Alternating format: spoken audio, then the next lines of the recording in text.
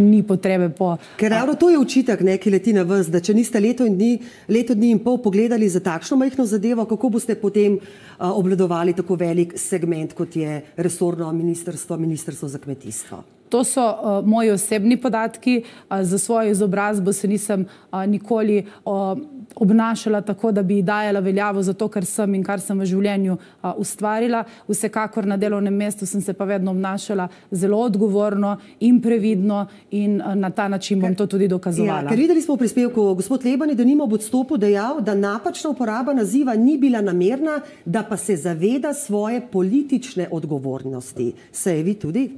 Absolutno se zavedam, ampak z vsemi obrazložitvami, kot smo to podali, menim, da je bilo to zelo korektno z naše strani in verjamem, da je to širša javnost sporočilo tudi dobila. Kako pa naj vam javnost verjame, da morda ob še večjih morebitnih napakah, če jih boste storili skozi mandat, da ne boste tudi pod druge napake, morebitne afere dejali, opravičujem se, ne boste prevzeli odgovornosti? Govorimo o vodenju zelo pomembnega ministrstva, kjer napake ob vodstvenih odločitvah so ključne in takrat verjamem, če bi bila napaka večja, opravičilo ne bi zadostovalo. Tukaj pa govorimo o mojem osebnem podatku, za katerega nisem bila pozorna, tako da verjamem, da to ne moremo enačiti. Torej pravite, da je potem napaka bila storjena